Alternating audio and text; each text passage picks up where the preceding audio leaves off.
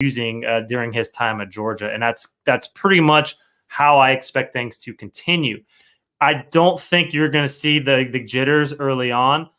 Georgia's going against a Ball State team that just lost by 30 to Kentucky. These players are hearing everything. They trust me. They're getting senses from folks that this isn't the same type of team. They have a new quarterback. They've changed some players at key positions. I have to lean towards a cover, which I'm honestly, it took me a while to get there. And I think that if the line would have stayed, and I'm somebody who typically follows the sharps, right? If you see a line just boom, move one way drastically, especially on the open, I'm thinking to myself, okay, yeah, well, I'm going to follow them. They know what they're doing, etc. I think they do. 48.5, 49, that's too high. That I don't know if it gets there. But when you're talking 42.5, and if it even gets lower by the time kickoff runs around, to me, this is right in a good spot because I don't think Georgia has the same kind of slow start. I think Georgia gets out early. I think you're going to see 14-17 actually in the first quarter. Georgia's defense isn't going to give up more than 10. I think 7 actually is probably your max, if not 3. So you're not going to give up many points on defense.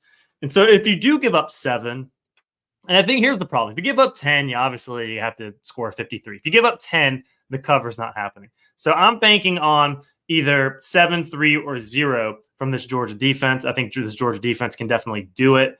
I believe Ball State scored 14 against Kentucky. Kentucky's got a decent, okay, average defense. This Georgia defense is elite. Got the feeling that you're going to see a lot in action, going for another shutout. Obviously, they weren't able to get it at the end of last week. And I think that's where things could be problematic if you're talking about 42.5 points, where, late in the game, you got the backups in. I don't think that happens again, though. You might actually get another pick 6 for that matter, where Kyron Jones, was able to get on the scoreboard there to get Georgia to 48 and kind of balloon that number just a tad.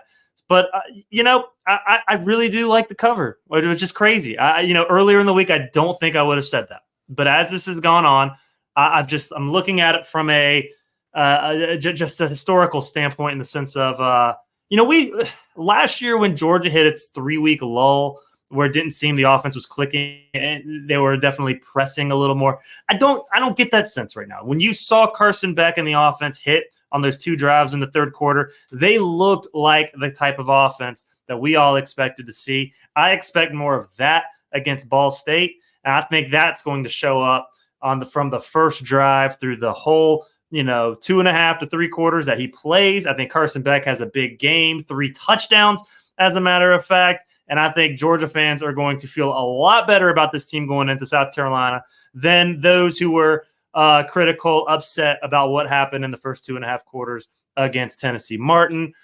Book it. Georgia covers the ridiculous 42.5 point spread. Again, can't believe I'm going with it, but I am. And on that note, I want everybody to have a wonderful rest of your day. Get ready for this Saturday against Ball State at Sanford Stadium. You guys have all been awesome. Let me do that again. You guys have all been awesome. I've been Jason Butt. Y'all take care.